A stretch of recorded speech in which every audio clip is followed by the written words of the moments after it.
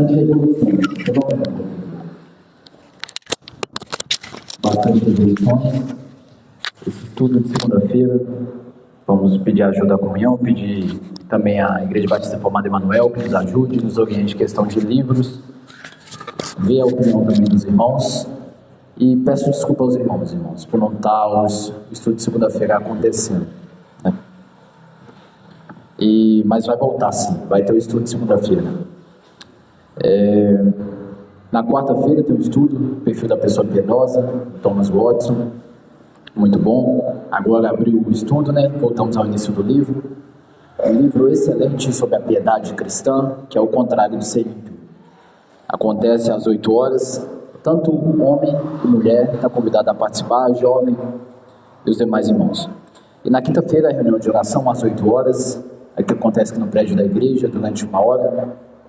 Básico do cristão, básico para começar, é uma vida de oração, básico. Na sexta-feira tem o estudo das mulheres, né? Às 7h30, todas as mulheres estão convidadas. O estudo do livro Mentira em que as Mulheres Acreditam e a Verdade que as Liberta, pelo Google Meet. Acabou o livro ou está no final? Está no finalzinho do livro. Depois as mulheres vão escolher um excelente livro para passar para as irmãs, né? As irmãs vão decidir isso após acabar isso. Mas os estudos das mulheres vão continuar. Irmãos, vou estar lendo um anunciado aqui. Essa decisão foi decidida mediante o conselho, o pastor Josué Meninel, da Comunhão Batista Reformada Sudeste. Eu vou ler o detalhe da última reunião do conselho, que teve ontem, o relatório. Na última reunião, dia 6/9, às 7 horas, com a presença de 4 membros do conselho, a maioria do conselho estava, houve unanimidade em relação a encerrar os trabalhos do nosso conselho e caminhar plenamente debaixo do direcionamento da Comunhão Batista Reformada do Sudeste e da Igreja Batista Reformada Emanuel, sob a liderança dos pastores Josué Meninel e Renan. Foi muito bom o tempo em que estivemos juntos nesse conselho. Nesse período crescemos, amadurecemos e servimos a obra do Senhor. Porém, entendemos que esse ciclo chegou ao fim. Também o conselho não ser um ofício ordenado por Deus. Agora aguardamos o direcionamento dos irmãos da comunhão e das demais igrejas, dos demais pastores, no sentido de orientação ministerial. Eles que vão cuidar de nós. Especialmente também quanto à ordenação de presbíteros e diáconos da igreja. Eles que vão ordenar. A comunhão que vai cuidar da gente agora é a Batista Reformada Emanuel. É os demais pastores da comunhão que vão nos ajudar. Então estamos esperando isso, a ordenação de presbíteros e diáconos, e seguimos confiando que tudo seja feito para a glória de Deus, fundamentado em sua palavra e recompensado no seu reino. Agradecemos a todos pela caminhada juntos até aqui. Deus os abençoe, irmãos. Agora vamos à chamada de oração. Salmo 149, versículo do 1 ao 5, todos de pé.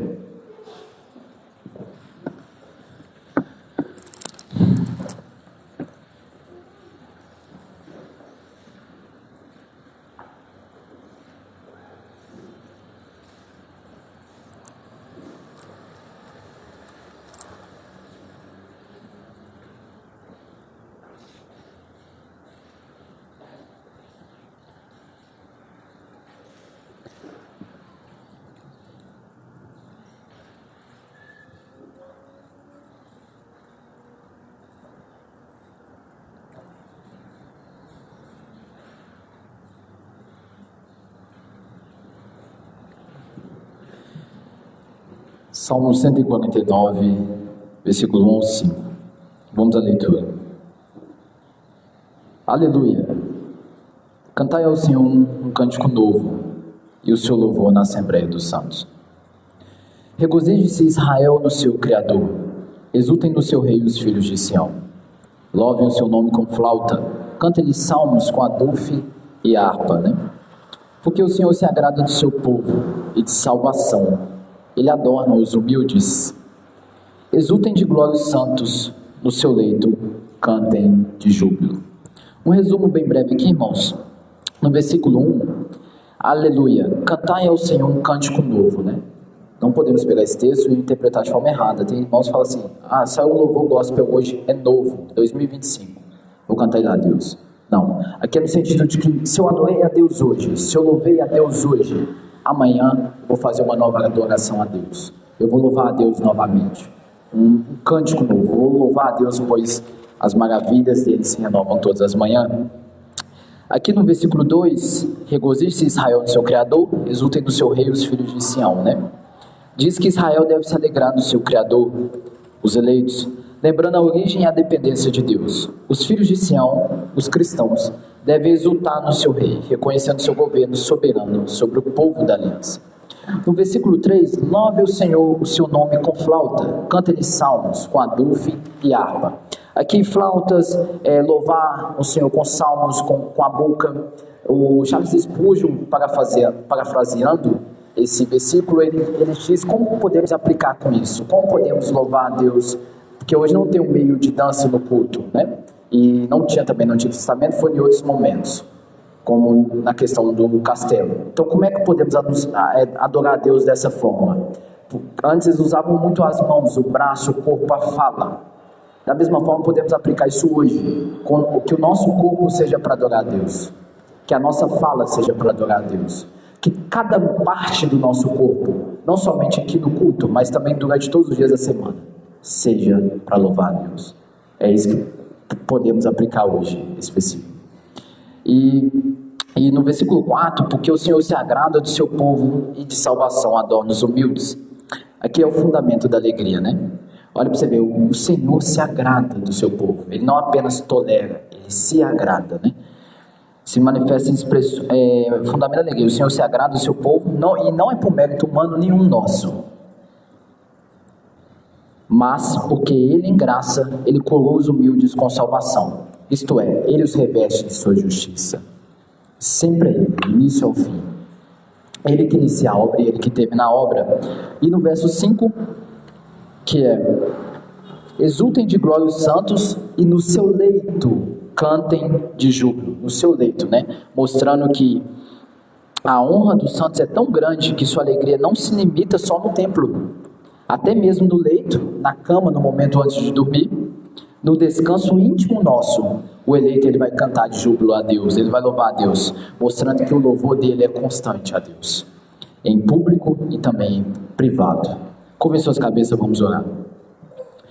Senhor nosso Deus e Pai, hoje nos reunimos como teu povo para entoar um cântico novo diante da tua grandeza. Tu és o nosso Criador, nosso Pai, aquele que se agrada do teu povo e coroa os humildes com a salvação. Enche-nos de alegria nesta manhã, para que com nossos lábios e nossos corações, nossas vontades, podemos exaltar o teu santo nome. Receba o nosso louvor, nossa adoração, apesar das nossas limitações, e que toda honra e glória seja dadas a Ti, hoje e sempre, eternamente. Que Teu reino avance, que o Senhor sempre receba glória para si, que o Senhor nos conforme a imagem do Teu Filho Jesus Cristo. Em nome de Jesus, nosso Salvador, que oramos. Amém. Irmãos, vamos à leitura da Lei de Deus, Deuteronômio, capítulo 5, versículos 6 ao 21.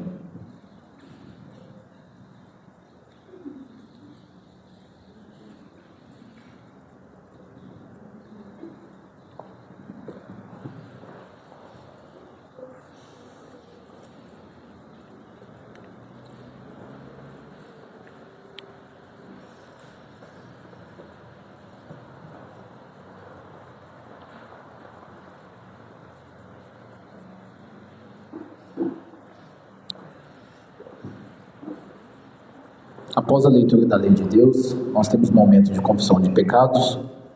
Vou dar um minuto à igreja e depois eu vou pedir o nosso irmão Lorival para orar por toda a congregação no momento de arrependimento dos nossos pecados cometidos a Deus durante essa semana. Então vamos ler a leitura de Deus e o irmão Lorival já vai se preparando. 5 do versículo 6 ao 21. Disse Deus: Eu sou o Senhor teu Deus que te tirei do Egito, da casa da servidão. Não terás outros deuses diante de mim. Não farás para ti imagem de escultura, nem semelhança alguma do que há em cima no céu, nem embaixo na terra, nem nas águas debaixo da terra.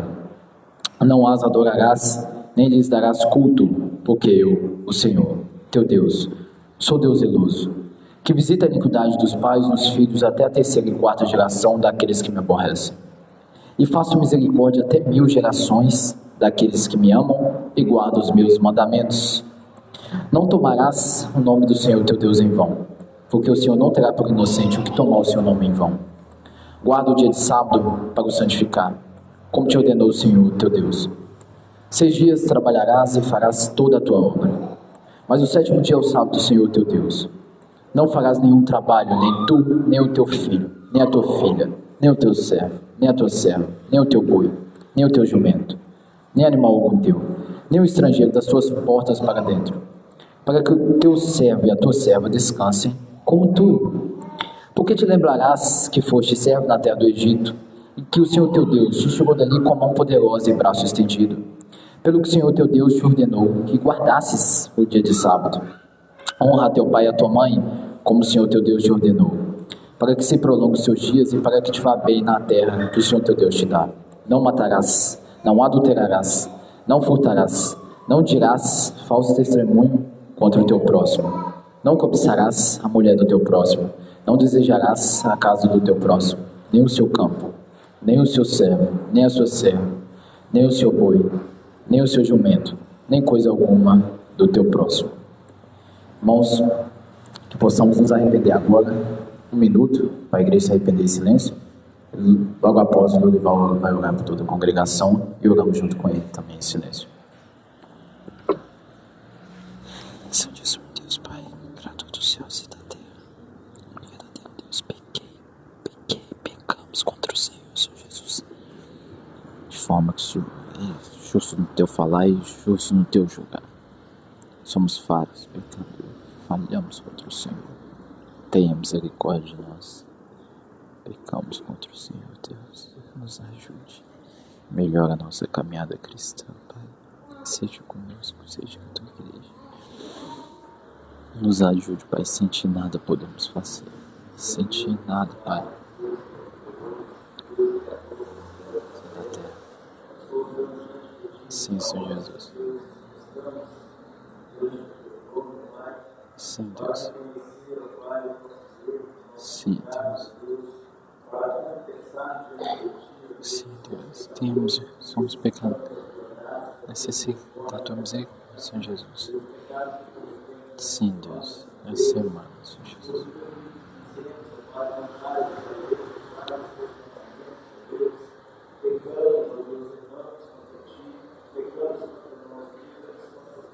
Sim, Senhor Jesus.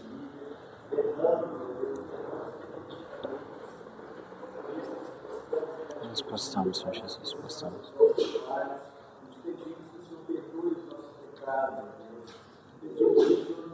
Deus abençoe. Sim, Deus, nos ajude. Verdade, Deus. Nossas atitudes, Deus, tenha misericórdia, nos ajude. Senhor Jesus. Nossa, Deus.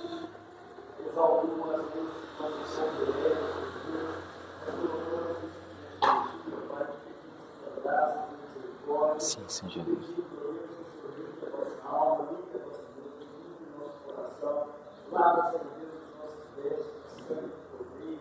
Sim, Jesus, lava. A ti, Deus. Perdoados pelo Senhor, cansado por tua criança.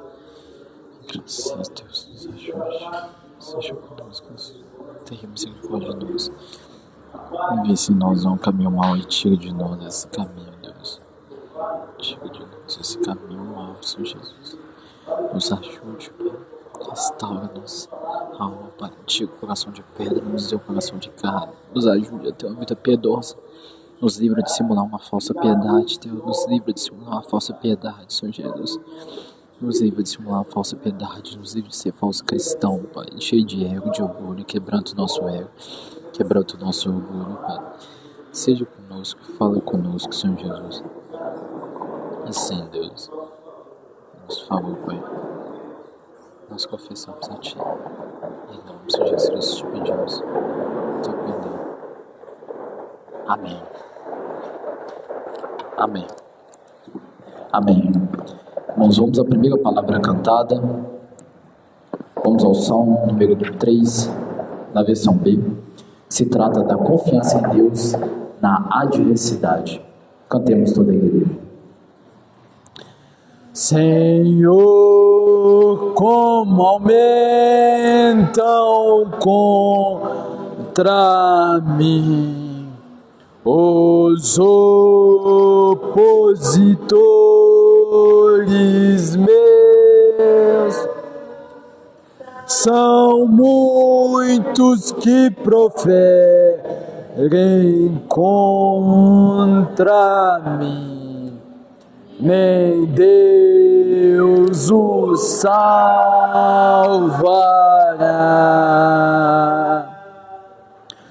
Tu és minha glória, escudo meu, exaltas o servo teu. Clamei com minha voz, responde-me do santo monte seu. E pego no sono ao deitar. Acordo, pois me sustens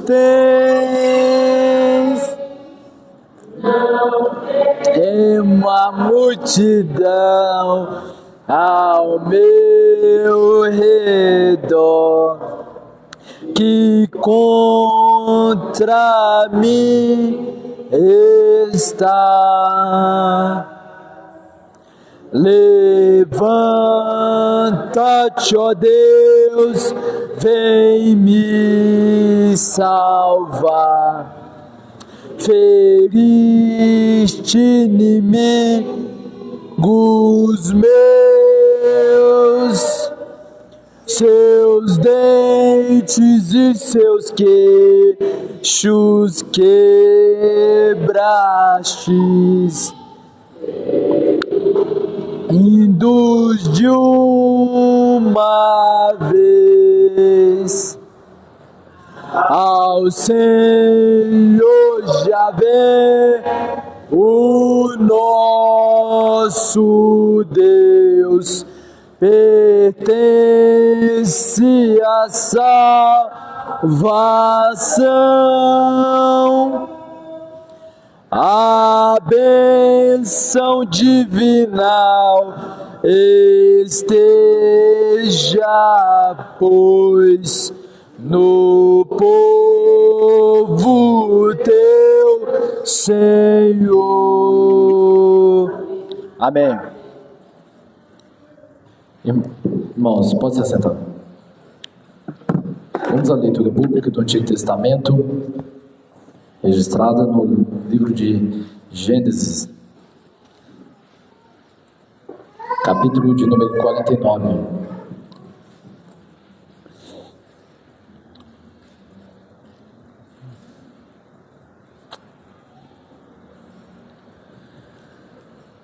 Vamos fazer a leitura até o versículo 16.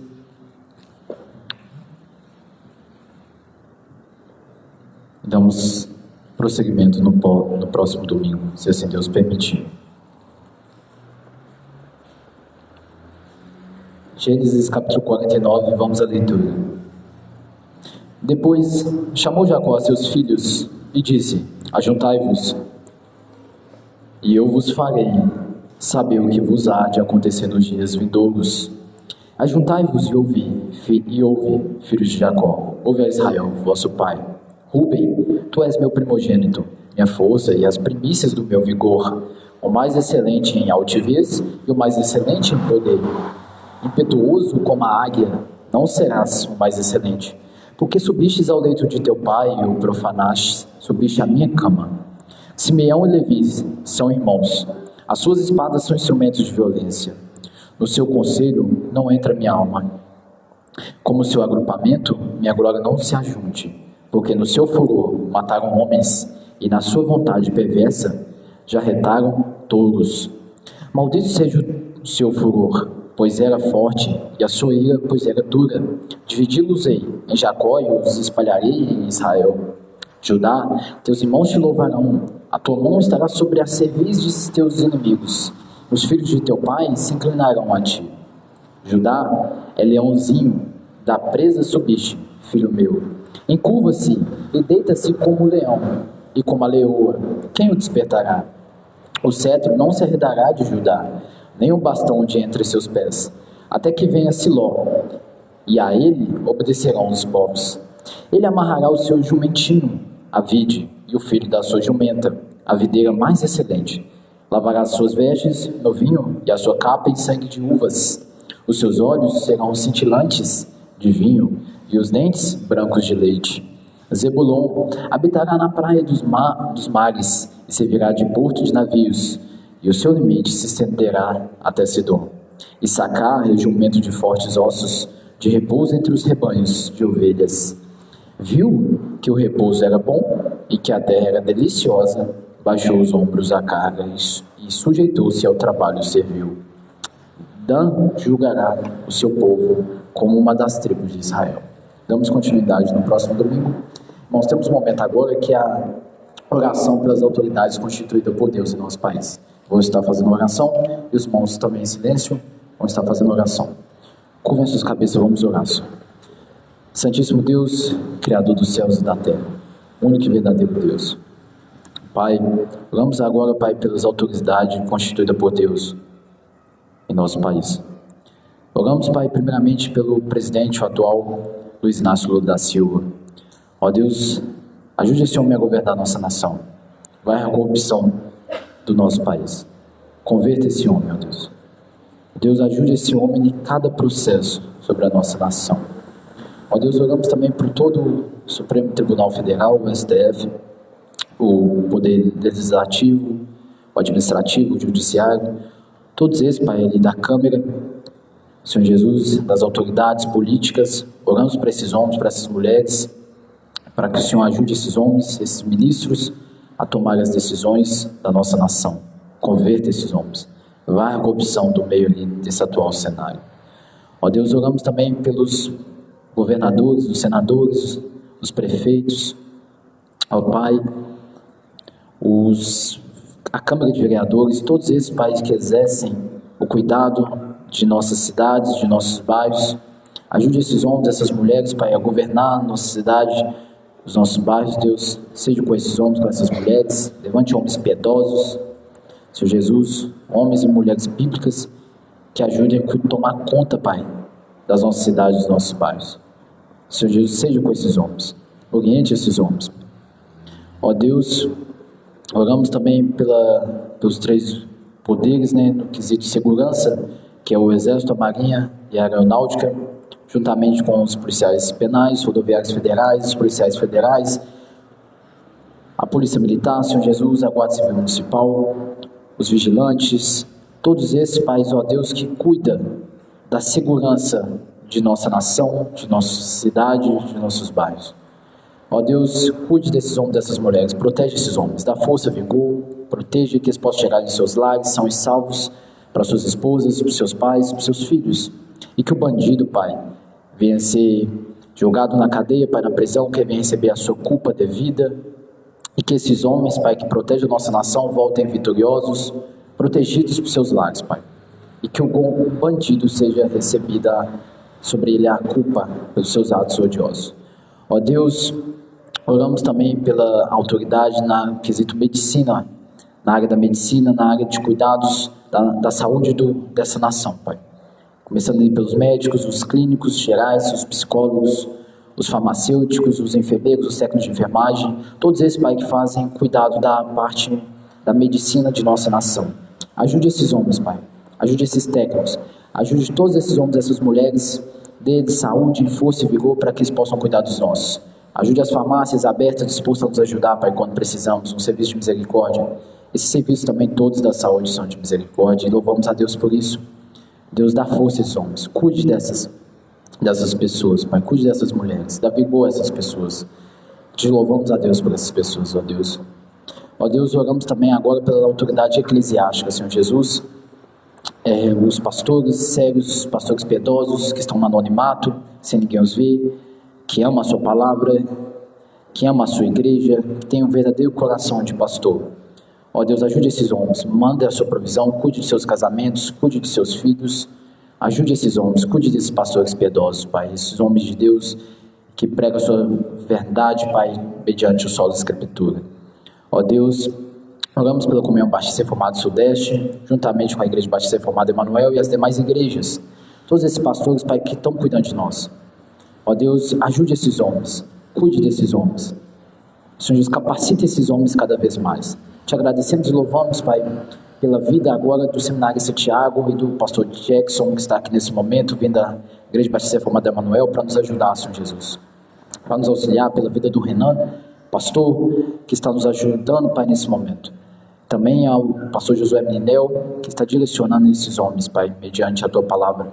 Te louvamos a Deus por essa comunhão. Obrigado, Senhor Jesus, por esses irmãos, por essa aliança dessas igrejas, Pai, que estão dispostas a nos ajudar. Deus, cuide desses homens e que o falso profeta venha receber o seu juízo, Pai. Venha receber a sua justiça. Ó Deus, oramos também, Senhor Jesus, pelos enfermos. Ó Deus, o Augusto, Pai, que está com bastante febre, o Everson, que não pôde estar aqui no culto, devido ao mal que ele passa, consequentemente, quase todos os dias. Oramos também, Senhor Jesus, pela filha do irmão Lucas, esposa da Larissa, a qual está passando bastante mal também. Ó Deus, envia a Tua cura para esses enfermos, Pai, e os demais que não pôde estar aqui por um ato de enfermidade. Envia a Tua cura, o Teu renovo. Oramos também pela cirurgia do pai da Alda, Senhor Jesus, que vai passar processos delicadíssimos de amputação da perna ou de tratamentos seríssimos que afetam a saúde também do pai da Alda e não pôde estar aqui cuidando do seu pai no hospital. Ó Deus, ajude a Tua irmã. Envia força, vigor para a Tua irmã. Capacita cada vez mais na Tua área, Senhor Jesus, que quer cuidar, Senhor Jesus, da área medicinal, principalmente seus parentes próximos. Ajude essa mulher, Pai. Ó Deus, ajude esses homens. Ó Deus, oramos, Senhor Jesus, pela Igreja Batista Reformada de Santa Luzia, os maridos, as esposas, os filhos. Ajude esses homens a amar suas mulheres como Cristo amou a sua igreja, a pastorear o seu primeiro rebanho, Pai, que é a Tua esposa e seus filhos, a Tua casa, Deus. Ajude esses homens. Levante homens piedosos. Levante homens com amor sacrificial, como de Cristo pela igreja, Senhor Jesus. O amor de servir. Senhor Jesus, levante essas mulheres como auxiliadora. Ajude essas mulheres na parte do auxílio ao seu marido, na parte do seu lar, Pai, na parte de ajudar toda a sua família ali, Senhor Jesus. E prenda sua missão como a igreja a Cristo. Ajude essas mulheres, Pai, no seu dever. Ajude esses filhos, Pai, a honrarem seus pais, a obedecerem seus pais. Proteja as nossas crianças dessa igreja, Pai, em suas escolas, Pai. Livre das ideologias podres, livre do usurpador, do pedófilo. Proteja as nossas crianças. Ó Deus, oramos, Pai, pelos aqueles jovens, Pai, que estão dispostos a exercer um matrimônio, estão almejando um matrimônio, um casamento. Cuide desses noivos, desses jovens, para que exerçam uma santidade mediante a Tua palavra, Senhor Jesus. E providencia tudo para o seu casamento, ó Deus. Oramos também pelos processos judiciais na igreja, Pai, dos irmãos que estão em processos judiciais na justiça. Conceda a causa ganha de acordo com Tua vontade e Teu querer. Em nome de Senhor Jesus Cristo que fazemos essa oração, cremos que o Senhor nos escuta, Pai. Seja conosco. Senhor Jesus, nos ajude. Em nome do Teu Filho Jesus Cristo. Amém. Irmãos, vamos agora, todos de pé, a segunda palavra cantada, a Deus, que é o Salmo de número 8, a versão C, que se trata da glória divina e a dignidade do Filho do Homem. Cantemos toda a igreja. Ó Senhor, nosso Senhor, quão magnífico é o nome Teu. Na terra, ó Deus, quão magnificente é Tua majestade, excels, expusestes, pois, nos céus. Expusestes, pois, nos céus. e da boca dos bebês, criancinhas a mamar. Suscitastes força, ó Deus, para calar o opositor e também emudecer o inimigo e o vingador. O inimigo e o vingador. Quando olho para os céus, criação dos dedos teus, luz, estrelas no lugar, estabelecidas lá. E o homem o que é, que te lembres e visites o que o Filho do Homem é. De anjos feito foi, por um pouco então menor, e de glória e honra então coroaste o homem sim. Sobre as obras da tua mão o domínio tu lhe destes, lhe pusestes tudo aos pés. As ovelhas e os bois, e do campo os animais, e as aves lá do céu, peixes tudo que há no mar. É o teu nome, ó Senhor, Senhor nosso em toda a terra, quão magnificente é. Amém. Irmãos, vamos agora ao momento de ofertório. Os irmãos estão livres em contribuir. Lembrando que quando contribuímos para a glória de Deus, é um ato de adoração a Deus. Por isso que não cantamos no momento de ofertório. Porque quando estamos adorando a Deus com os nossos recursos, é um ato de adoração a Deus, né? Os irmãos ficam livres em contribuir.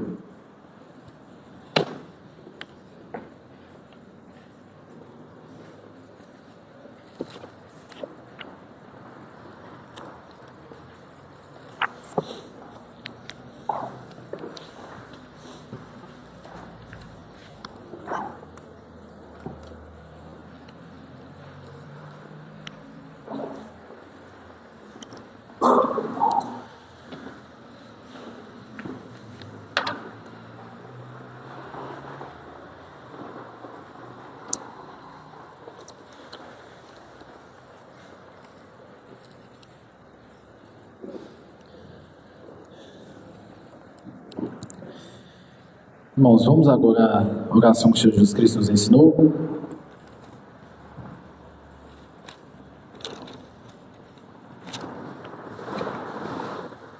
Registrado em Mateus 6, não é para ler, eu vou estar só tendo um direcionamento. E vamos nos preparar para o sermão logo após. Jesus disse assim, Mateus 6, portanto vós orareis assim: Pai nosso que estás nos céus, santificado seja o teu nome, venha o teu reino, faça-se a tua vontade, assim na terra como no céu. O pão nosso de cada dia dá-nos hoje, perdoa-nos as nossas dívidas, assim como nós temos perdoado aos nossos devedores. Não nos deixes cair em tentação, mas livra-nos do mal, pois teu é o reino, o poder e a glória para sempre. Amém. A palavra está com o Tiago Alves, vai nos trazer um sermão.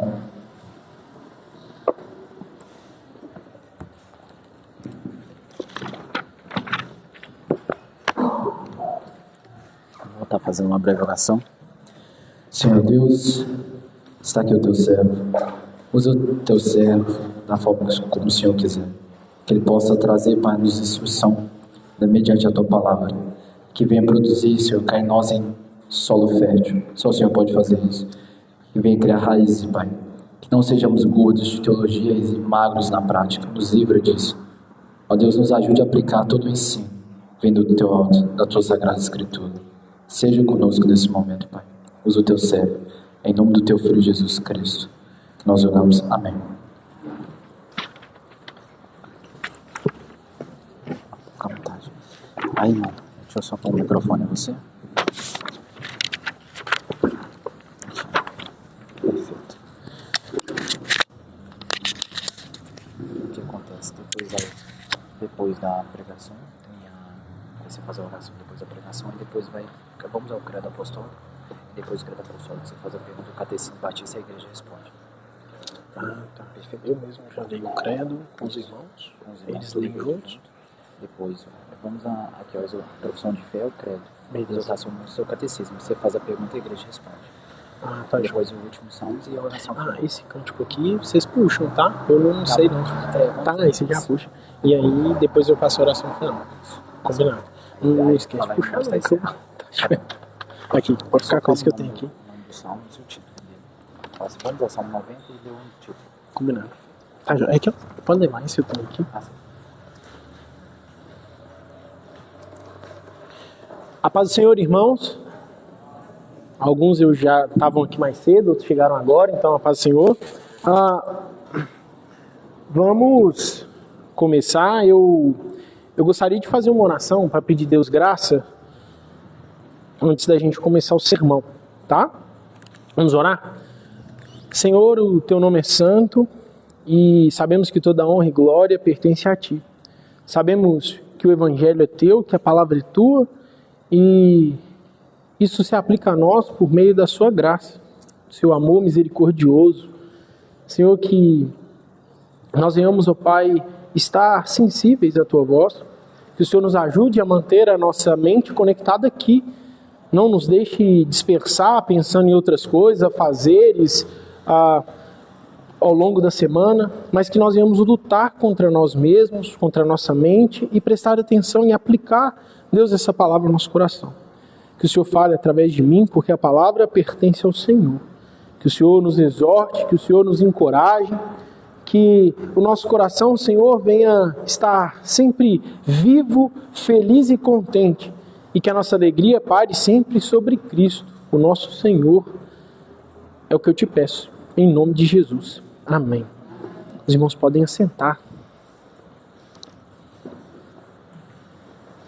Vamos abrir nossa Bíblia no livro de Filipenses. Tá, obrigado. Filipenses capítulo 1. E nós vamos do verso 19 até o verso 26. Vamos continuar essa sequência de sermão no livro de Filipenses, né? A carta do apóstolo Paulo à igreja de Filipos.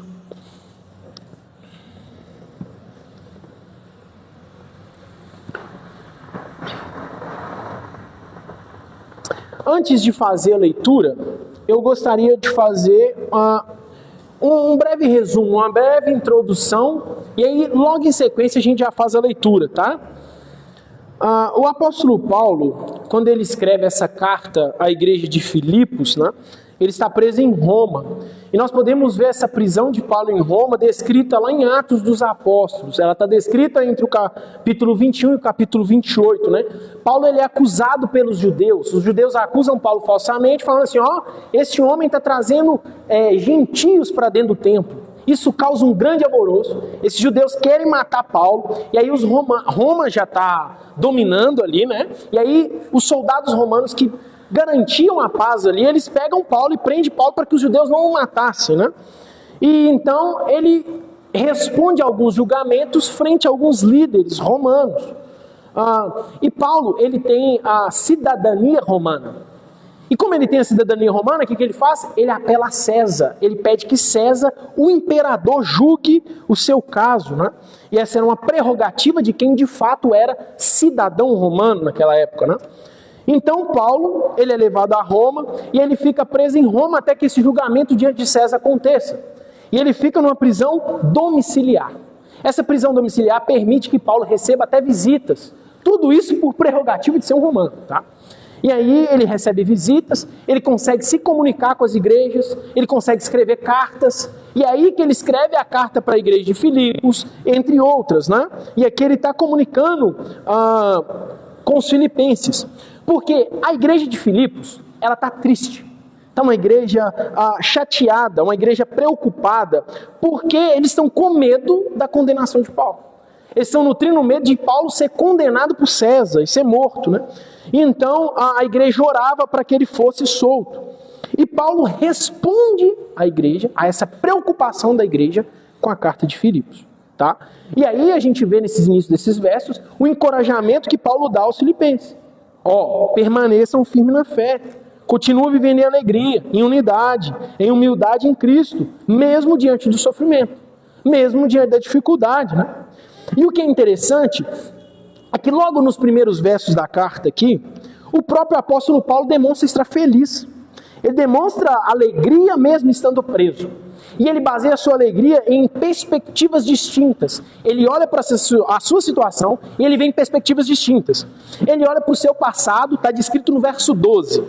E ele vê que todo esse sofrimento que ele passou, as prisões, os açoites, as calúnias, privações, ele vê que tudo isso contribuiu para o avanço do reino. E isso é suficiente para Paulo de deixar ele feliz, né? Ele vê que o reino se expandiu, mesmo que isso lhe causou dor, mágoa, né? Não, causou dor, tristeza, né? Mas em um momento nós vemos Paulo num estado de amargura, de tristeza com Deus, né? Mas gozo e alegria. Então ele olha para o passado e vê isso. Ele vê para o presente, ele olha para o presente dele, preso em Roma, dos versos 13 ao 18, e ele também vê com alegria. Porque essa prisão aqui em Roma, ela não foi capaz de interromper o trabalho missionário, o avanço do reino aqui, né? Por meio de Paulo, agora os irmãos de Roma também estão encorajados a continuarem, né? Paulo foi preso, mas o evangelho continua. Por causa da prisão de Paulo aqui em Roma, a guarda pretoriana, ele cita isso nos versos anteriores, ouviu falar quem é Jesus, esse Jesus que salva. Por causa da prisão em Roma, o alto escalão de Roma vai ouvir sobre o evangelho. Porque diante das suas defesas, Paulo anuncia o Cristo que ele serve, né? Essa sempre é a base do seu argumento. E Paulo também ele olha para o futuro com alegria. Por que ele olha para o futuro com alegria? Porque nas palavras dele a gente consegue ver que ele tem uma certeza bendita. Que mesmo que o seu destino seja a morte não é o fim para ele. É o início, o começo de uma vida gloriosa. Para Paulo, morrer é estar com Cristo. E isso, como nas palavras dele, é incomparavelmente melhor. Então, para Paulo não importa se ele olha para o passado, se ele olha para o presente, se ele olha para o futuro. Ele sempre está esperançoso. A sua alegria paira em Cristo. Ele tem Cristo como fundamento, a fonte perene da sua paz, né? E com isso em mente, nós vamos ler a partir do verso 19.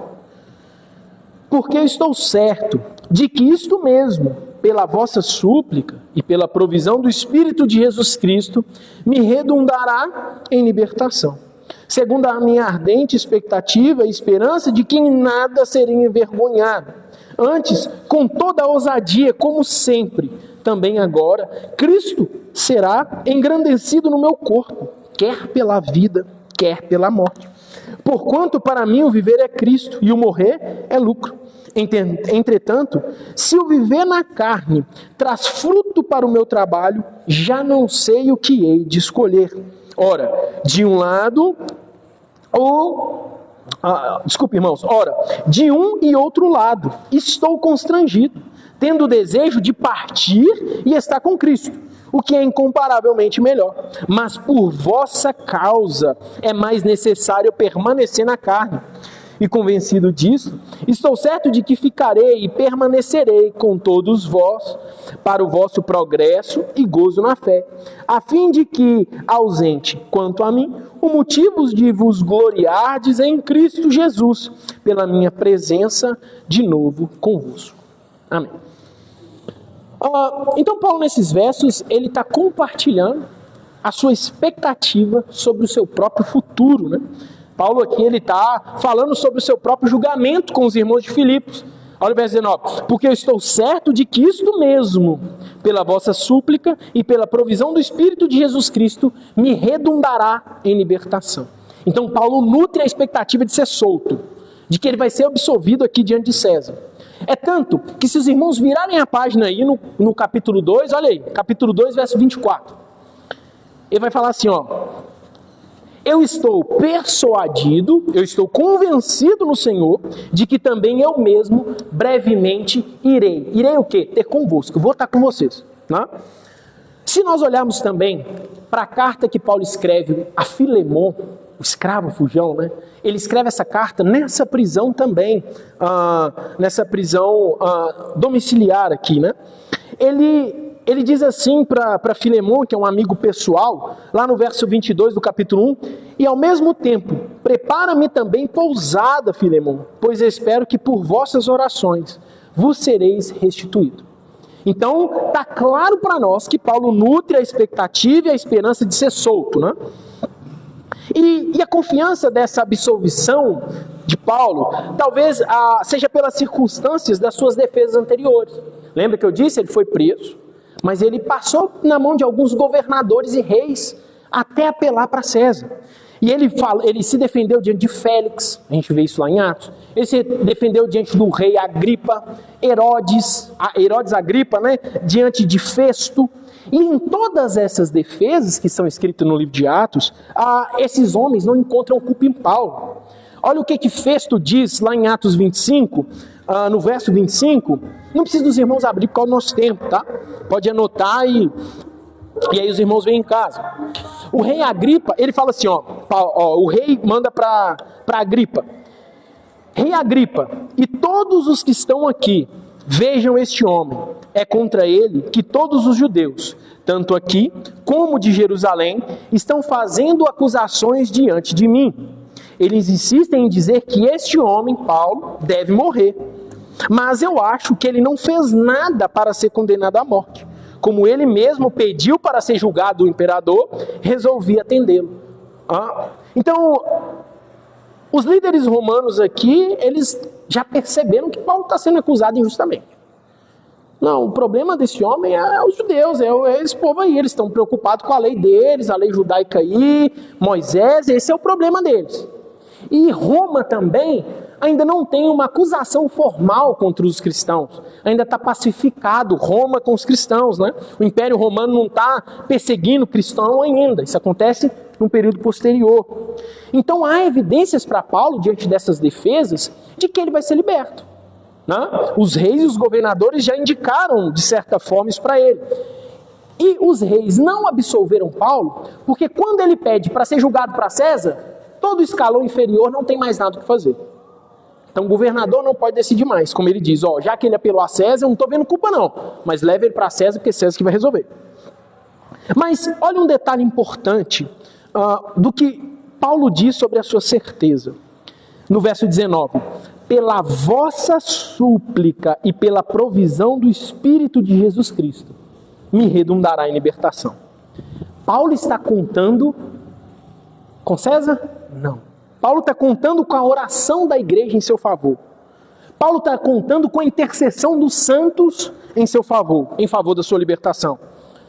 Paulo, embora as circunstâncias sejam favoráveis aqui, mas o que realmente é a base da confiança de Paulo não é em Festo, não é em Agripa e não é em César.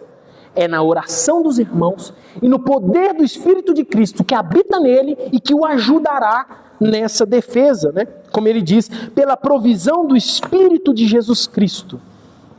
Meus irmãos, o crente verdadeiro, ele tem uma fé racional, tá?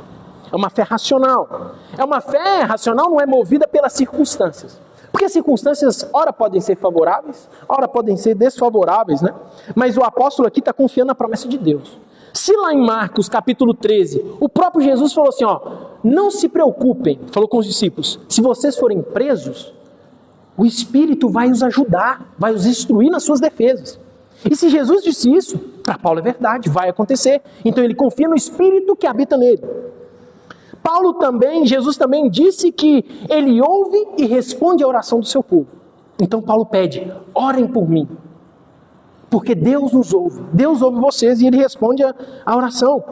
Então Paulo, ele confia nas promessas do próprio Deus e não apenas nas circunstâncias, tá?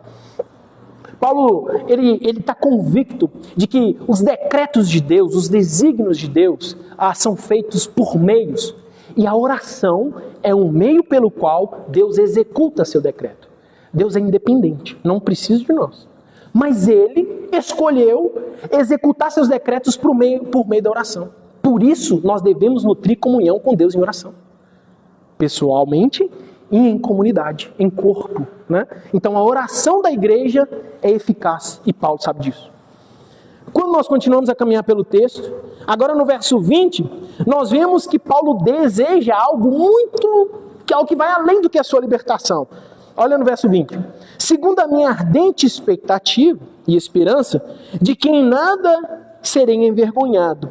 Antes, com toda a ousadia, como sempre, também agora, será Cristo engrandecido no meu corpo, quer pela vida, quer pela morte. O que Paulo mais deseja, além da sua liberdade aqui, é que Jesus Cristo seja engrandecido antes de tudo. E se para isso acontecer, Paulo tenha que morrer, para ele não importa. Quer pela vida, quer pela morte. O que importa para mim é que Cristo seja engrandecido. Então ele deseja ardentemente anunciar, por meio da sua função apostólica, a obra, a ressurreição de Jesus, testificar que Jesus é o Senhor e não César, que Jesus ressuscitou para salvar seu povo, para dar vida aos perdidos. Então Paulo, desde a estrada para Damasco, ele está cumprindo o seu papel de ser uma testemunha de Cristo, mesmo em meio à dor, perseguição, prisão, e mesmo que isso custe a sua vida, não importa. O que importa é que Cristo seja engrandecido, na sua vida ou na sua morte. Paulo não está cultuando a morte aqui não, tá? No verso 19 a gente já viu que ele expressa o desejo da sua liberdade. Mas o que Paulo ele entende é que a sua vida tem de produzir frutos para a glória de Deus. E a vida do crente que produz frutos para a glória de Deus é o progresso do reino. É trabalhar em favor do reino. E se a nossa vida ela não é para a glória de Cristo, se nós não vivemos para glorificar a Deus, há alguma coisa errada conosco. Há alguma coisa errada com o nosso cristianismo. Se isso não reflete na nossa vida prática, há algo errado. Os irmãos também adotam o catecismo batista, né? E a primeira pergunta é: qual é o fim principal do homem? E a resposta: o fim principal do homem é glorificar a Deus e viver e ter comunhão com Ele para todos sempre.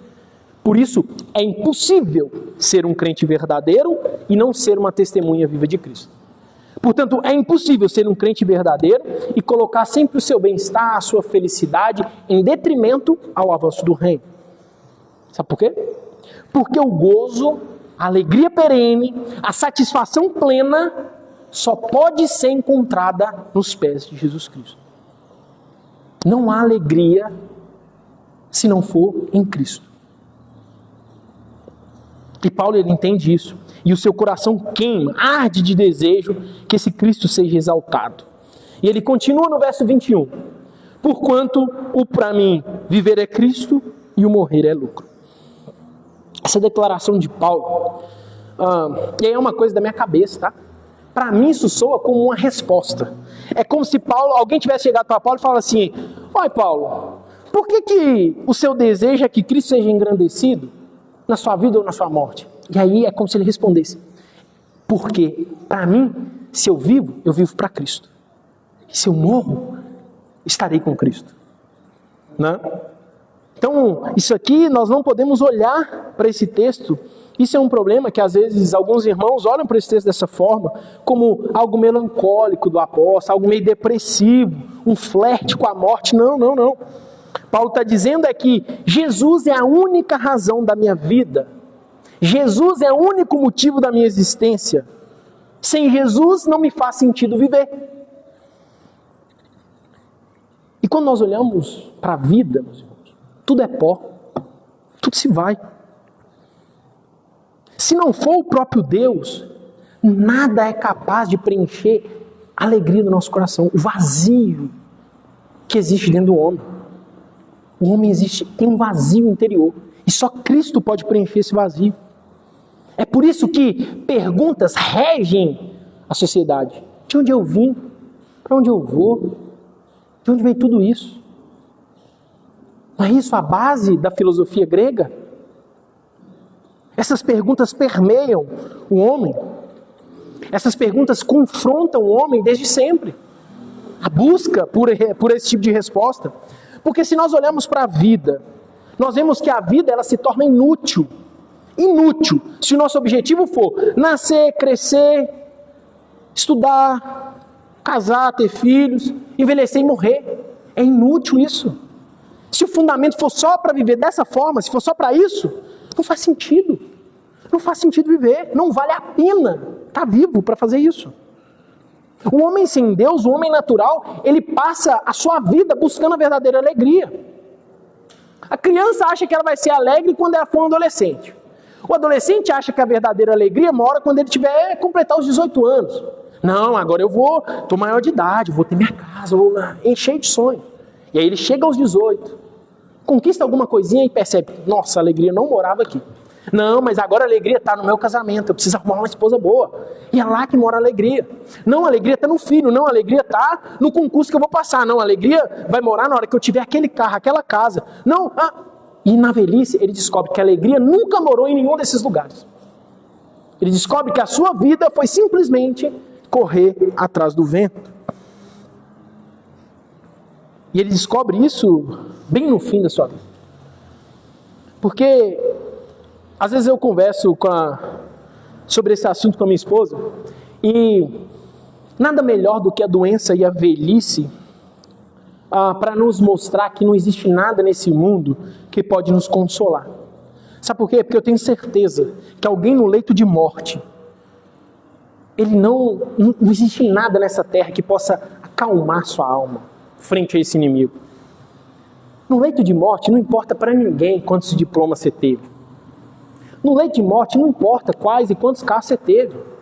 Não importa o tamanho da sua casa,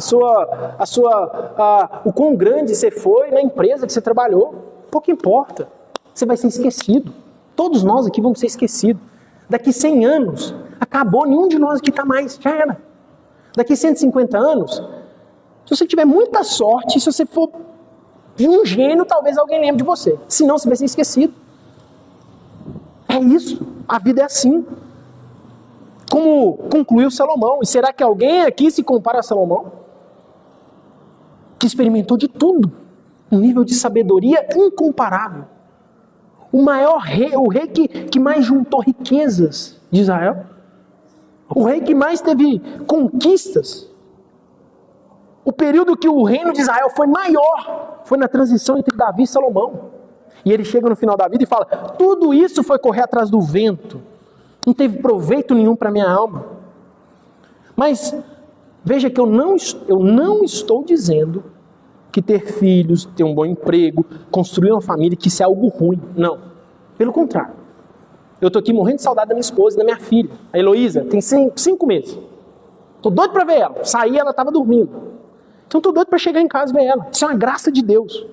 Isso é bom para nós. O que eu estou querendo dizer é que a verdadeira alegria não mora nisso. Não mora nessas coisas. Que são coisas transitórias. Que as coisas passam. As pessoas morrem. As coisas se deterioram. Por isso nós temos que viver intensamente para aquele que sustenta a nossa vida. Para aquele que soprou o fôlego de vida nas nossas narinas. Né? Temos que viver para Ele no nosso emprego, no nosso casamento, no nosso estudo. Porquanto para mim viver é Cristo. É nesse sentido que Paulo está dizendo. Se eu acordo, se eu respiro, se eu como, se eu durmo, é para a glória de Deus. Porque a razão da minha vida, a razão da minha existência é Deus. Então, viver para a glória de Deus tem de ser o fim principal nosso. E para fazer isso, obrigatoriamente, tem de nutrir a comunhão com esse Deus, em oração. Tem que nutrir comunhão com esse Deus, na leitura das Escrituras. Tem que construir essa união com Deus, por meio da igreja, o corpo de Cristo. Não é? E Paulo termina o verso 21. Viver é Cristo e o morrer? O morrer é lucro. Paulo, quando ele fala isso, Essa carta foi escrita depois da carta que ele escreve para a igreja de Coríntios. E ele escreve 2 cartas para a igreja de Coríntios, né? E na segunda carta, no capítulo 12, verso 2, Paulo, ele retrata uma experiência sobrenatural dele. Fala que ele foi arrebatado ao terceiro céu. E que lá ele viu coisas indescritíveis. Que lá ele ouviu coisas inefáveis, que ele não consegue expressar. Então o homem que está falando que o morrer é lucro, é esse homem, né? Que esse mesmo Deus que sustentou a caminhada de Paulo, meus irmãos, que redimiu seu filho, que operou na vida de Paulo, é o mesmo Deus que opera em nossa vida, né? É o mesmo Deus que nos sustenta hoje. E esse homem fala que o morrer é lucro porque Paulo, ele nutre a certeza de que morrer é estar imediatamente com Deus.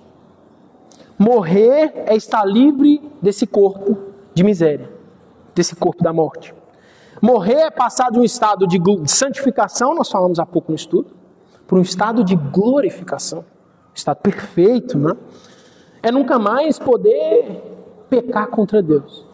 É não ofender mais a glória desse Deus santo. Portanto, a morte não é o fim, mas é o começo da eternidade. É o início dessa bem-aventurança eterna, né? E ao levantar essa argumentação, nos versos 22 e 23, Paulo se depara com um dilema pessoal na cabeça dele, né? Olha aí, verso 22 e 23. Entretanto, se o viver na carne traz fruto para o meu trabalho, já não sei o que hei de escolher. Ora, de um e outro lado estou constrangido, tendo o desejo de partir e estar com Cristo, que é incomparavelmente melhor. Paulo não sabe o que é melhor escolher. O que eu escolho? Viver e estar com os irmãos, trabalhando em prol do avanço do reino, ou morrer e estar com Cristo? E aí ele fala, né, na parte B do verso 22, já não sei o que hei de escolher. É como se Paulo está colocando aqui a tensão, pesasse na balança, né? O viver e o morrer. E ele não esconde o seu desejo de partir.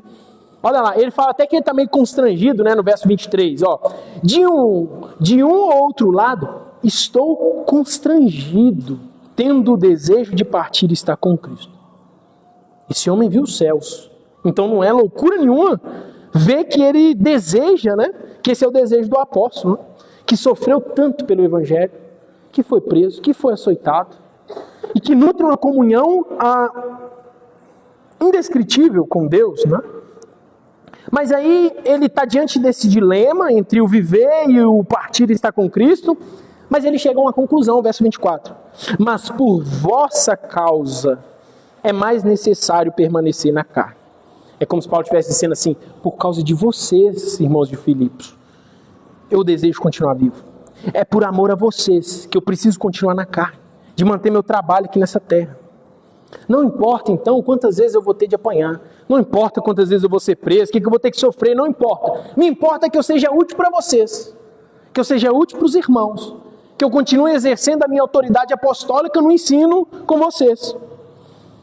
E aí no verso 25 e 26 ele conclui, e convencido disso, estou de que ficarei e permanecerei com todos vós, para o vosso progresso e gozo da fé, a fim de que aumente, quanto a mim, o motivo de vos gloriardes em Cristo Jesus, pela minha presença de novo convosco. Paulo entendeu perfeitamente o seu papel, né? A sua autoridade apostólica sobre as igrejas. Então ele olha para essa igreja triste de Filipos, desanimado, moribundo.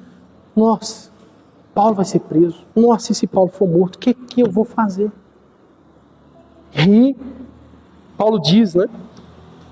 Por vossa causa, eu desejo manter-me convosco. Né? Ele entende, ele vê motivos em estar vivo, mesmo desejando partir, sabendo que é incomparavelmente melhor. E um dos motivos é que ele fala no verso 25, né? Estou certo, ficarei, permanecerei com todos vós, para o vosso progresso na fé. Aqueles irmãos de Filipos, eles ainda não estão conseguindo descansar em Deus. Eles ainda não estão conseguindo esperar com paciência em Deus. Em ter a ciência de o que Deus faz é melhor. Se Paulo morre é o melhor, se Paulo fica vivo é o melhor. O que vai acontecer? Não sei, mas o que acontecer é o melhor. Porque Deus faz o melhor. Porque o futuro está na mão de Deus. Porque quem decide é Deus. Não adianta chorar, espernear, não adianta. Então o melhor é o quê? Descansar. Eu vou ter uma visão miraculosa do que vai acontecer amanhã? Não. Então descansa. Mas a igreja não conseguia fazer assim, né? Entender que Deus controla o amanhã. E Deus controla o amanhã porque Ele previu o amanhã? Não. Ele controla o amanhã porque Deus é atemporal. Para Deus, passado, presente e futuro é a mesma coisa. Nós somos limitados e temporais. Mas Deus, Ele olha para a história de uma forma completa. Então Ele conhece o amanhã porque Ele decretou o amanhã. E o amanhã é imutável porque Ele é imutável. E Ele vê a necessidade de estar com esses irmãos, né?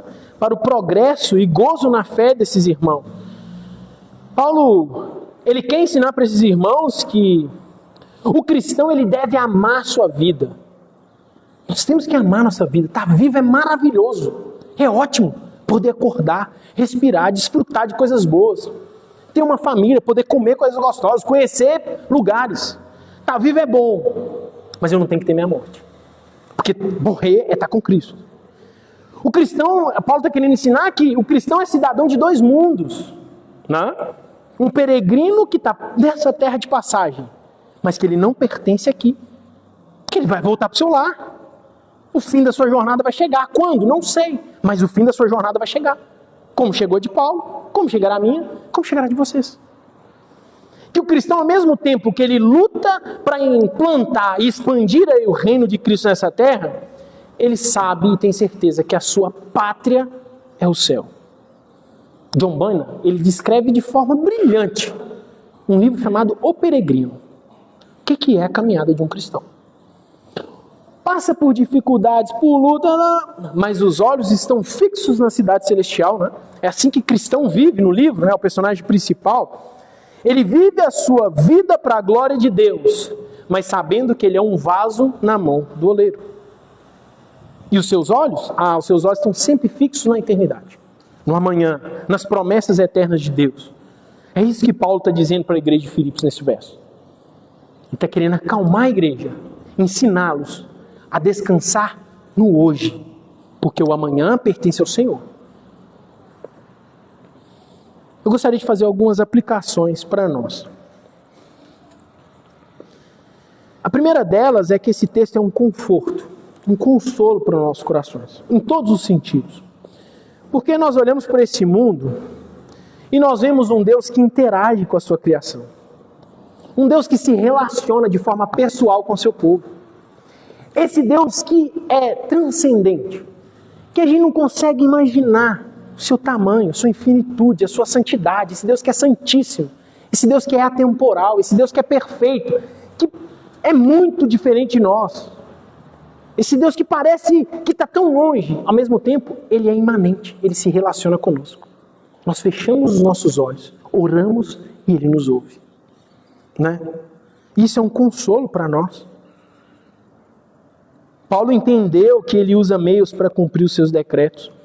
E quando nós olhamos para a história de Paulo, a Bíblia não fala diretamente, né? Os irmãos vão ver que o Atos capítulo 28 termina na sua prisão domiciliar. A Bíblia não retrata esse julgamento de Paulo diante de César, né?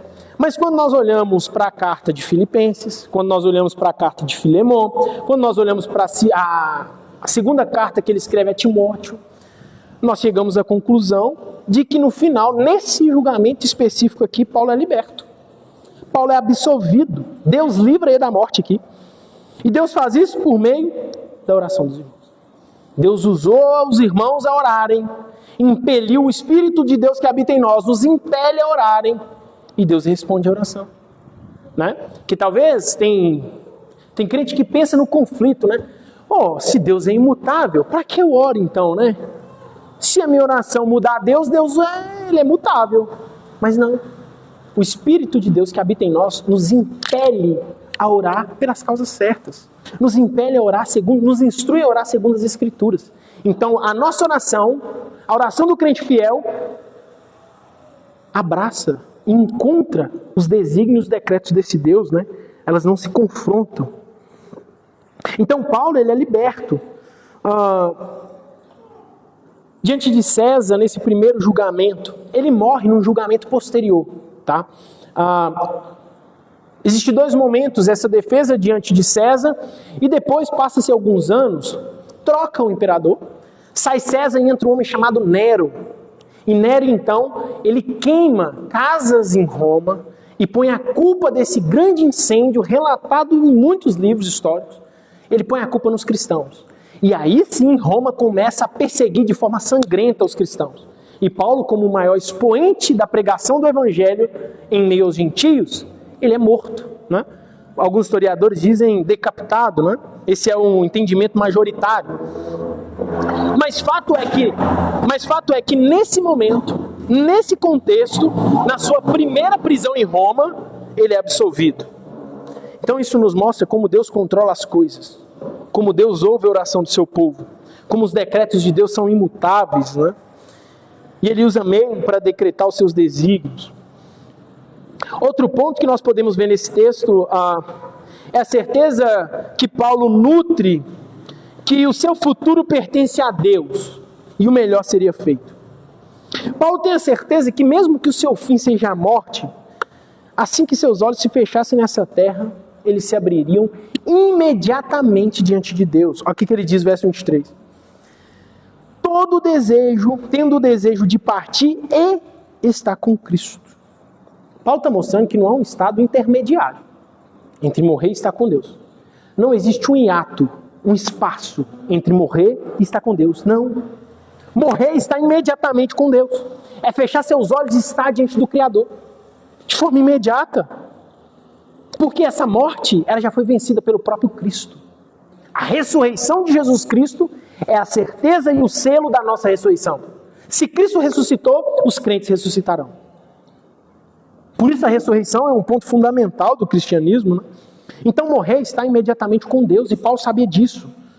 Portanto, quando a gente olha para essas ideias de purgatório, sono da alma, isso é uma falácia. Quando um homem morre, ele se apresenta diante do Deus da glória.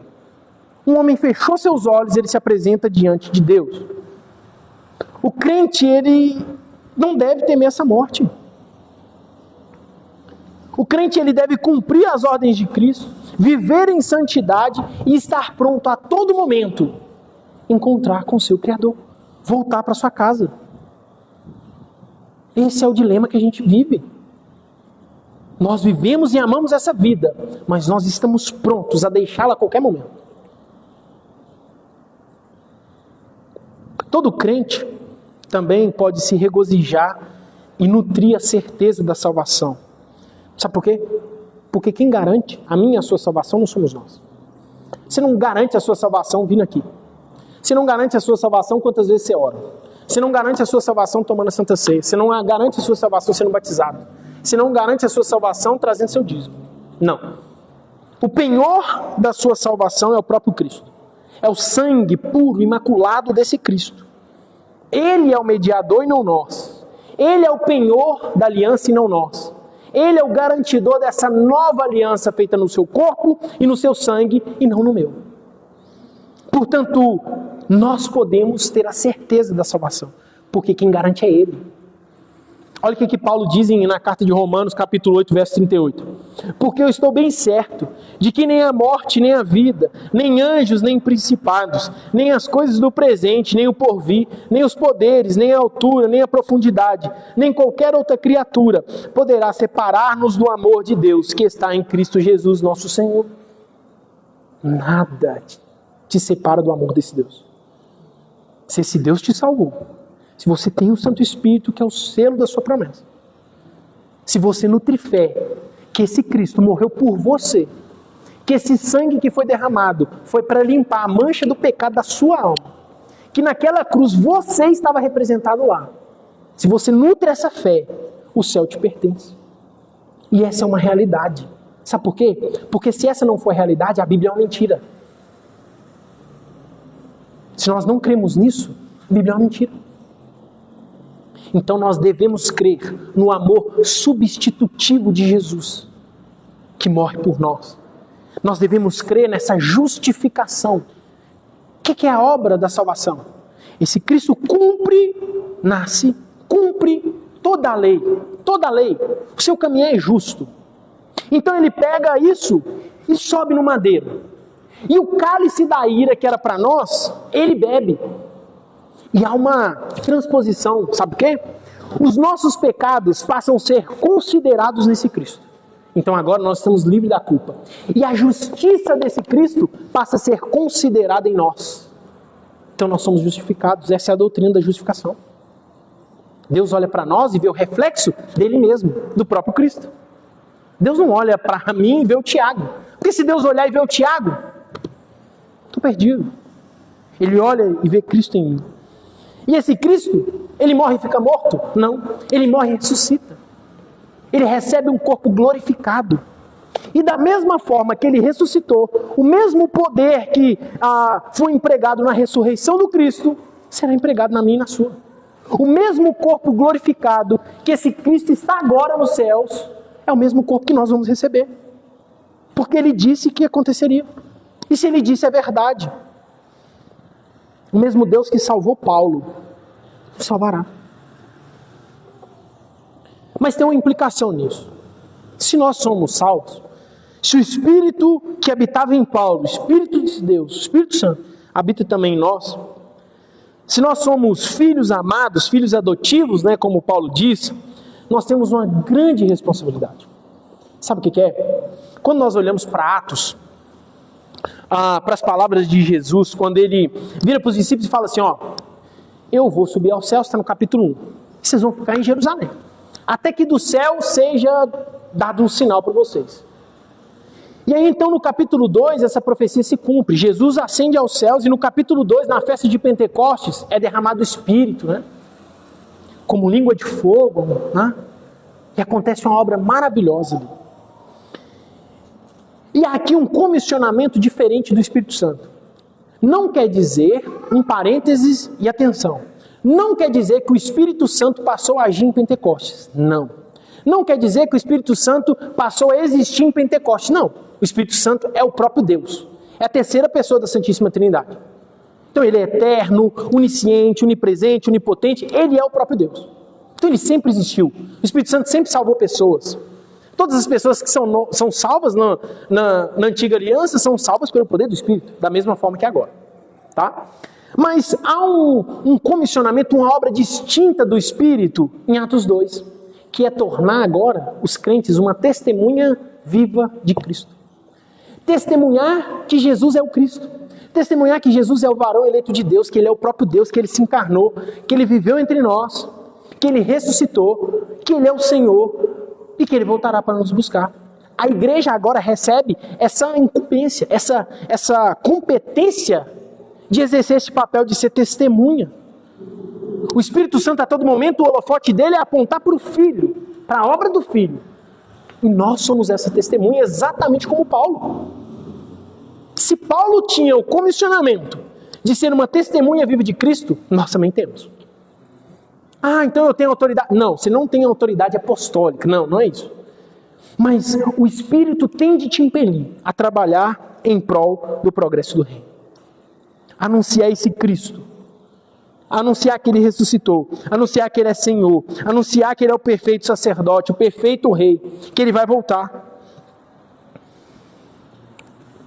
Então essa tem que ser uma obra do Espírito em nós. Eu não estou dizendo que obrigatoriamente você tem que ser um pastor. Eu não estou dizendo que você tem que ser um missionário que vai viajar o mundo e pregar. Não. Porque às vezes tem crente que acha isso, né? Ser útil é ser um missionário reconhecido. Ser útil é escrever muitos livros. Ser útil é ser um pastor. Não. São ofícios do próprio Deus. É uma obra bendita, mas ser uma testemunha de Jesus Cristo é glorificar Cristo na sua vida comum, no seu dia a dia. É glorificar Jesus Cristo arrumando a sua casa, lavando as vasilhas, cuidando dos seus filhos, amando a sua esposa, amando o seu marido. É no seu trabalho honesto.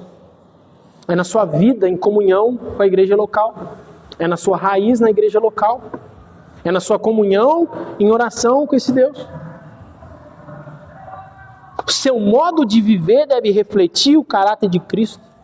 seus pensamentos, suas palavras, sua vontade. Sua vontade tem que ser transformada. Isso é uma obra do Espírito em nós.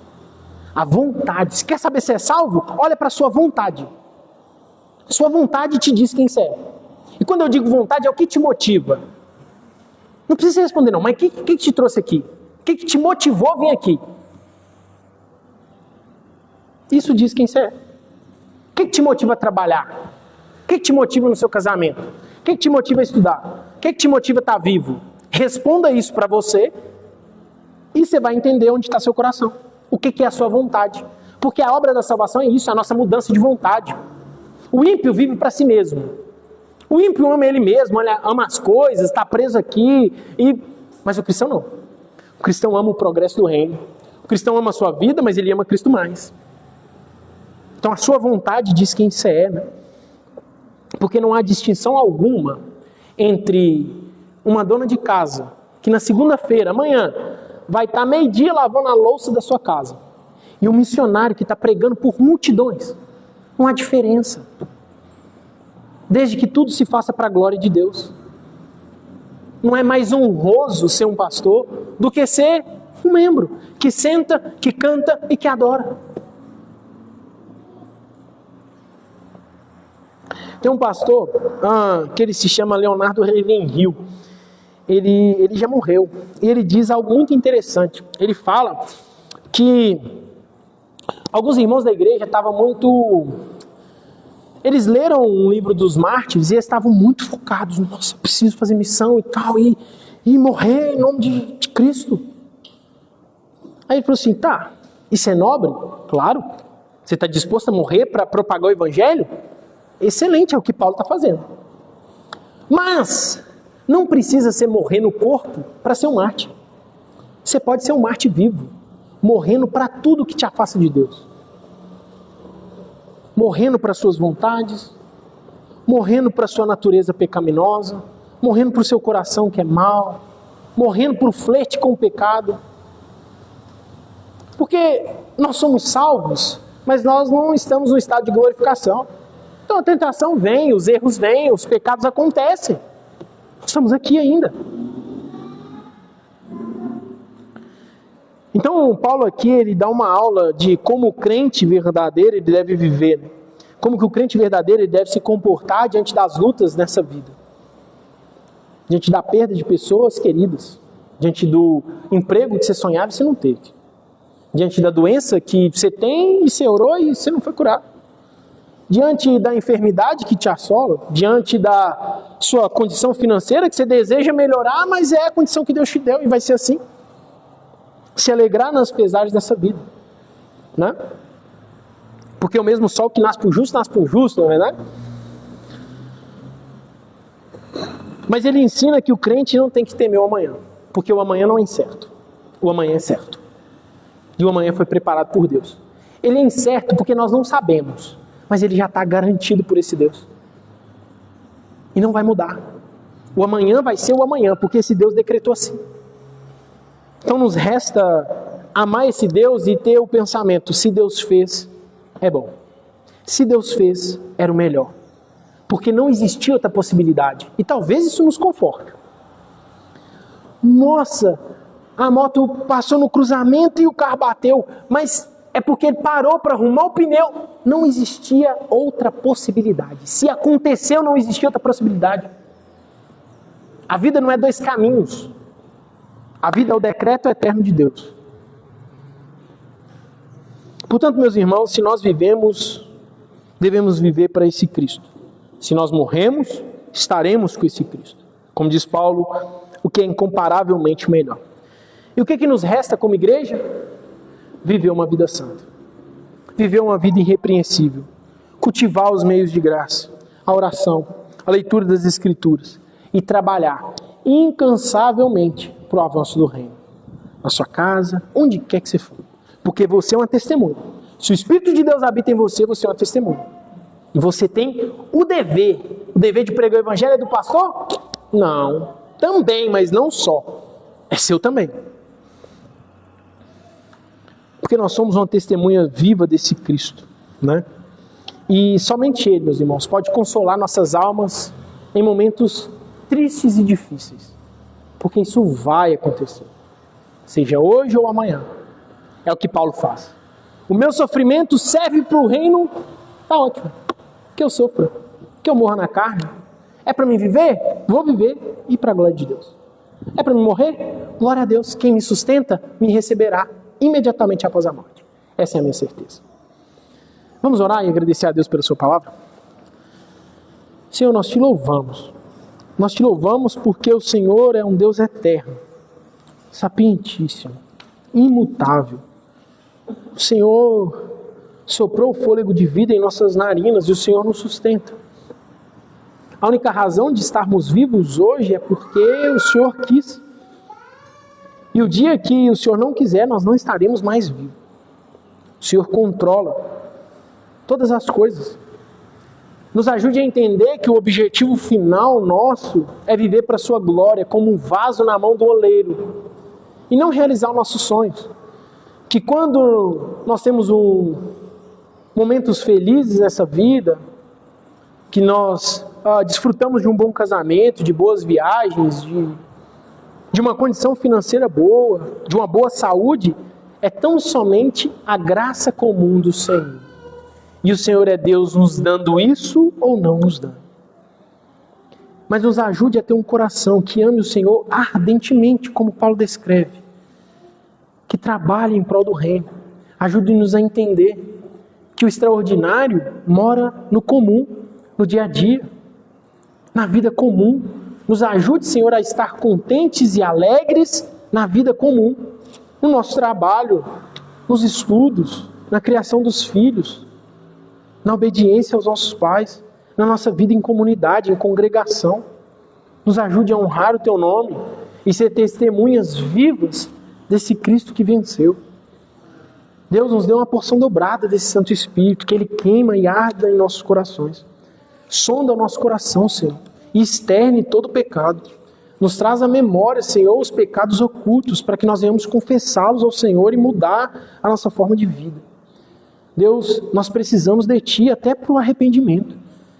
Se deixar por nossa conta, nós vamos produzir remorso e não arrependimento. Nos ajude a arrepender dos nossos pecados e olhar para essa graça salvadora desse Cristo, que abriu mão do Seu trono de glória, que se encarnou para nos salvar.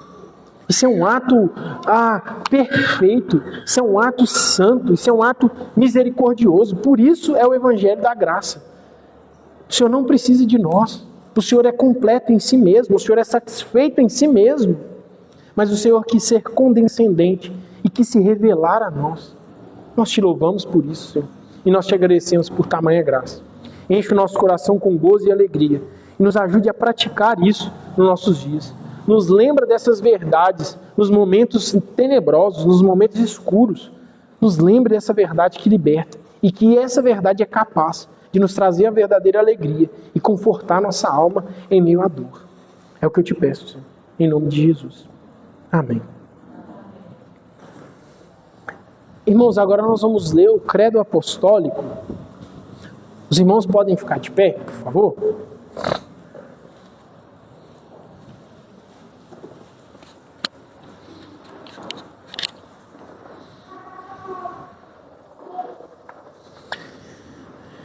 Diz assim: creio em Deus Pai Todo-Poderoso, Criador do céu e da terra, e em Jesus Cristo, seu único Filho, nosso Senhor, que foi concebido pelo Espírito Santo, nasceu da Virgem Maria, padeceu sob o poder de Pôncio Pilatos, foi crucificado, morto e sepultado, desceu à mansão dos mortos, ressuscitou ao terceiro dia, subiu ao céu, está sentado à direita de Deus Pai Todo-Poderoso, de onde há de vir a julgar os vivos e os mortos.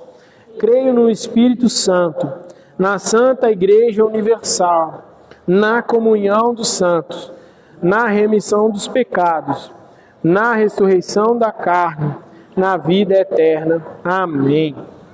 Agora nós vamos ler a pergunta do Catecismo Batista, né? A pergunta de número 102. Diz assim: os filhos dos que professam ser crentes devem ser batizados?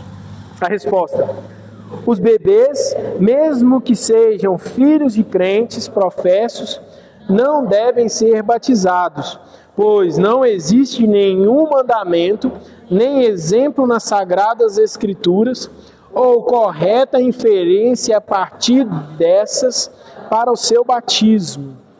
Louvado seja Deus. Agora, há uma canção, meus irmãos, um cântico no Salmo 90, a eternidade de Deus e a transitoriedade do homem. Exatamente o que nós vimos hoje.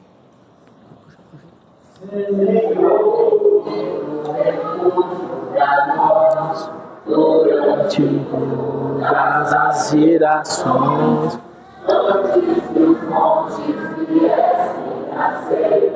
antes da terra e o mundo existir, Deus eterno é Senhor, sempre, sempre Tu és Deus.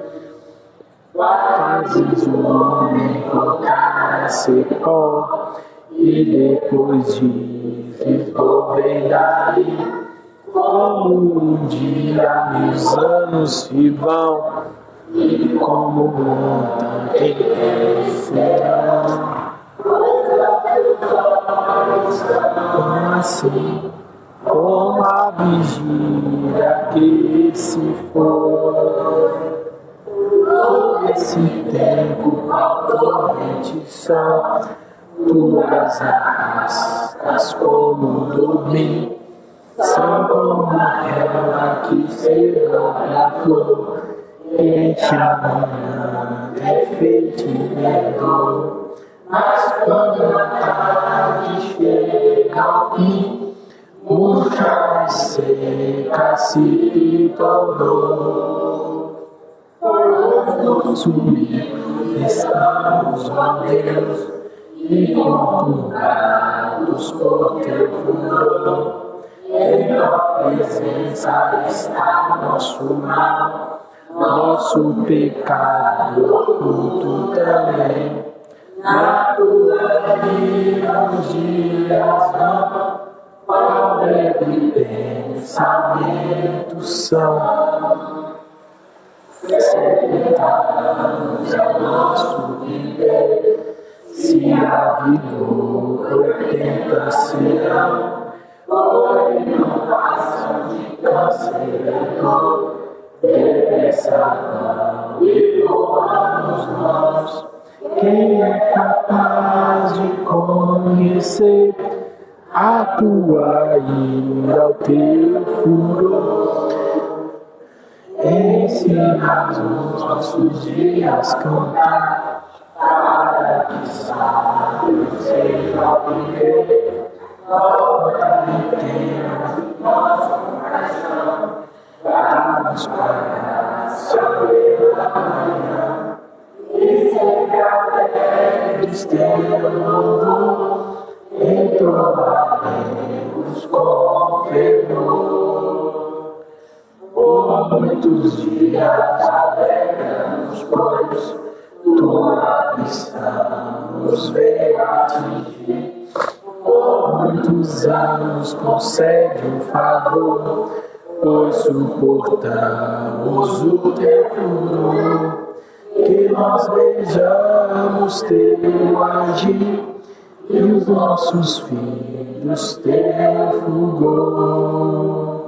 Seja a Deus sobre nós, sim, o abraço ao nosso Senhor, a volta das nossas mãos, nosso Deus, vem confirmar, Senhor, sobre nós, das nossas mãos as obras, sim, confirma sobre nós, Senhor.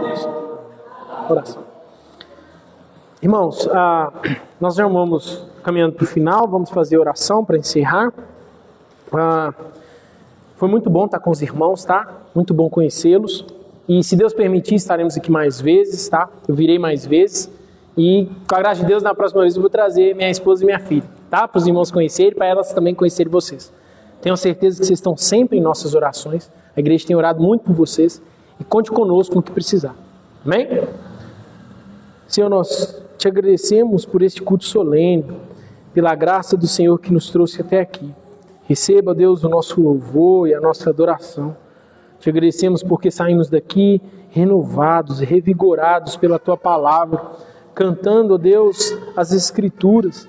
Deus, anunciando, ó Deus, por meio da leitura, por meio dos cânticos, por meio da palavra, as obras perfeitas das suas mãos, o seu plano eterno, a sua verdade revelada a nós, que é o Cristo perfeito, o Cristo que venceu, o Cristo que nos salva.